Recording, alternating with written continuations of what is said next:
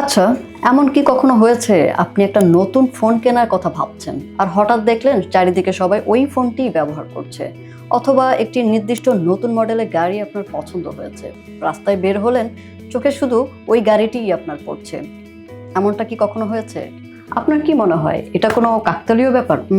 একদমই না। একেই বলে কনফার্মেশন বায়াস। সহজ করে বলি, আমাদের ব্রেন খুবই অলস। সে দুনিয়ার সব তথ্য প্রসেস করতে চায় না। তাই সে কি করে? সে নিজের পছন্দের একটি রঙিন চশমা চোখে দেয়। আপনি যা বিশ্বাস করতে চান, এই চশমাটা দুনিয়ার হাজার হাজার তথ্যকে এড়িয়ে সেই তথ্যগুলোকেই আপনার সামনে হাজির করে, যা আপনার বিশ্বাসের সাথে মিলে যায়, আর বাকি সব সেগুলো যেন স্রেফ অদৃশ্য হয়ে যায়। ধরুন, আপনি বিশ্বাস করেন যে সকালে কফি খাওয়া শরীরের জন্য খুবই ভালো। এখন আপনি ইন্টারনেটে সার্চ দিলেন। আপনি কিন্তু কফির অপকারিতা লিখে সার্চ দেবেন না, আপনি খুঁজবেন সকালে কফি খাওয়ার উপকারিতাগুলো কি কি। গুগল আপনাকে শত শত আর্টিকেল দেখাবে।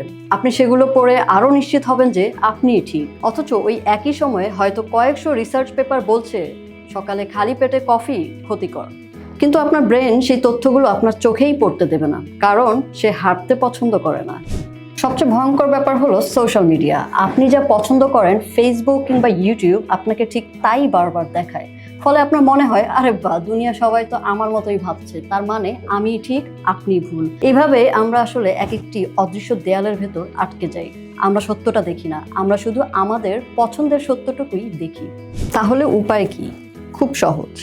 পরের বার যখন কোনো বিষয়ে নিশ্চিত মনে হবে, তখন নিজেকে একবার থামিয়ে প্রশ্ন করবেন, আমি কি আসলেই সঠিক তথ্য দেখছি, নাকি শুধু যা দেখতে চাই তাই খুঁজছি? নিজের বিশ্বাসের বিরুদ্ধে যায় এমন কিছু মাঝে মাঝে পড়ে দেখুন। দেখবেন দুনিয়াটা আপনার ভাবনার চেয়েও অনেক বড়।